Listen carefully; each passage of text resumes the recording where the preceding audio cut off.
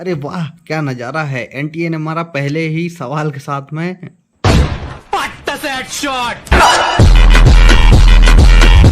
लेकिन इस सवाल को देख करके मैं एनटीए से एक दरख्वास्त करना चाहूँगा कि बेचारे बच्चे छोटे छोटे जाते हैं नए नए 12वीं पास करके, वो बेचारे इस क्वेश्चन को देख के पहले ही पता नहीं क्या कर लेंगे। तो इसलिए ऐसे क्वेश्चन पहले नंबर पे तो मत डाला करो भाई, कम से कम सोच लिया करो उनके छोटे छोटे बच्चों के बारे में, जिनकी केवल एक ही उम्मीद है, वो है नीट। उसके अलावा उनने कोई दूसरा रास्ता भी नहीं देखा है कि आगे उनका क्या होगा।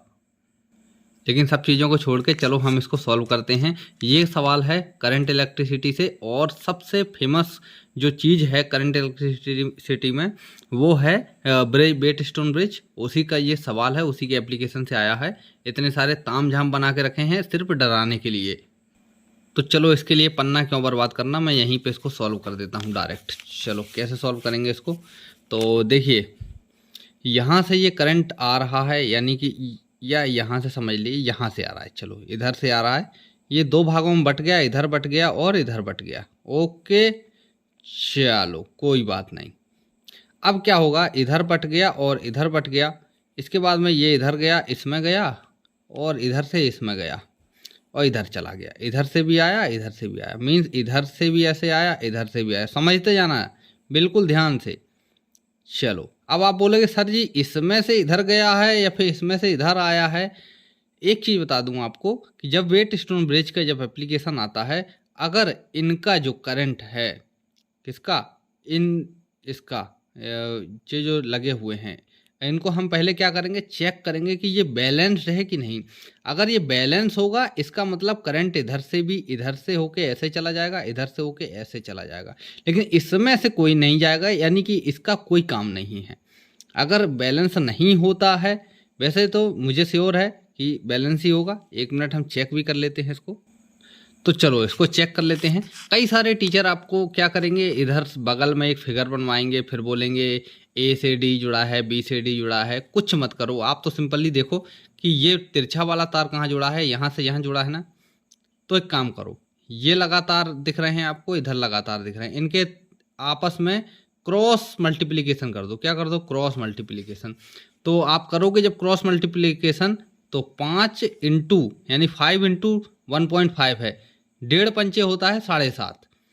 ठीक है, अब कितना आ गया, 7.5 यानी 7.5 आ गया। यहाँ पर है 2.5 और 3, यानी 2.5 एकम 2.5, 2.5 दूनी 5 और 2.5 3 7.5। तो 7.5 यहाँ भी 7.5 आ गया। तो ये भी 7.5 आ गया, ये भी 7.5 आ गया। अब देखो, अब दोनों साइड में सेम करंट आ गया। अब क्या करें सर जी, इसका मतलब दोनों टाइम करंट नहीं आ गया, मीन्स हमने चेक कर लिया है। चेक करने की जो विधि है वो R1/R2 वाली है, उसी से चेक किया है। तो ये दोनों क्या हो गए, बैलेंस हो गया। इसका मतलब इसका कोई काम नहीं है, इसका कोई काम नहीं है, इसको हटा दो। इसका हमने जब इससे इंटू किया तो आया 7.5, यहाँ भी किया तो 7.5, यानी कि अब करंट जाएगा वो ऐसे ही जाएगा। अब इसका कोई काम नहीं है तो इसको भूल जाओ, 6 ओम को।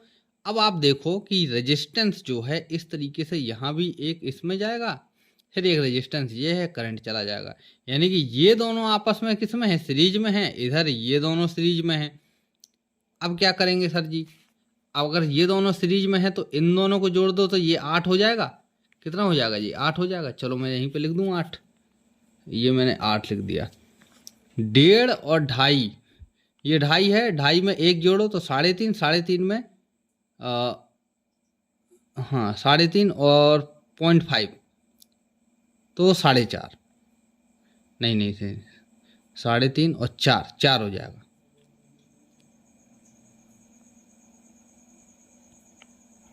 कितना हो जाएगा, 4। ठीक है, इन दोनों का अभी हमको निकल के आया 4। इन दोनों को जब हमने इक्विवेलेंट निकाला तो हमारा निकल के आया 8, क्योंकि ये दोनों सीरीज में है। तो ये दोनों सीरीज में है तो डायरेक्ट ये जुड़ जाएंगे। अब ये दोनों आपस में जो निकल के आए हैं ये किस में है, पैरेलल में है। तो पैरेलल का जो फार्मूला होता है वो आपको मैं बता दूं यहाँ पे, वो होता है 1/RP = 1/8 हो जाएगा, प्लस 1/4 हो जाएगा। अब ये फार्मूला है, या तो आप ये लगा दो या तो ये लगा दो, R1/R2/R1 + R2। कुछ भी लगा के निकाल लो, आपका आंसर तो सेम ही आना है। इसको लगा के निकालोगे तो चलो इससे निकाल लेते हैं। तो R1 बाई R1 R2 यानी 8 4 जा 8 चौके 32 32 आएगा, 32 लिख लिया। और R1 प्लस R2 8 4 होते हैं 12। इसको काट दो तो अपना आ जाएगा, ये आ जाएगा 2 से काटो 2 छंग 12 और 2 एकम 2 2 छंग 12। अब फिर से 2 से काटो 2 अट्ठे 16, गलत 2 तियाँ 6 2 तियाँ 6 2 अट्ठे 16। ठीक है, तो ये हमारा आ गया 8/3। हमारा आर पैरेलल का जो इक्विवेलेंट है वो आया है 8/3। ठीक है, अब हमारा ये पूरे का कितना आ गया, 8/3 आ गया, यानी कि पूरे का कितना आया 8/3। इसको हम अलग लिख लेते हैं 8/3। ठीक है, अब ये 8/3 है वो पूरे का आया है, ठीक है, पूरे का आ गया। अब पूरे का निकाल लिया, यानी कि यहाँ पे एक रेजिस्टेंस जुड़ा होगा उसका है 8/3। ये सीरीज में 8/3 सीरीज में, ये सीरीज में, ये सीरीज में। अब हम क्या करेंगे, सभी को जोड़ दें तो 1/3 प्लस 8/3। तो करो भैया 1/3 प्लस 8/3, तो 1/3 प्लस 8/3 ये कितना आ जाएगा, ये 8 एक 9 और 3 की 3 तो 3 बन जा 3 3 3 जा 9, तो कितना आ गया 3 आ गया। यानी इसको जोड़ा हमने और इस पूरे के जोड़ा तो हमारा कितना आ गया 3 आ गया। तो यानी कि इन दोनों का 3 हो जाएगा, तो 3 इन पूरे का हो गया 3। अब हमको इनको भी सीरीज में है तो डायरेक्ट जुड़ जाएंगे, तो 1.5 प्लस 5.5 तो 5.5 और 1 6.5 और 5 7, तो ये आ गया 7 7 3 10 10 ओम आ गया भैया 10 ओम।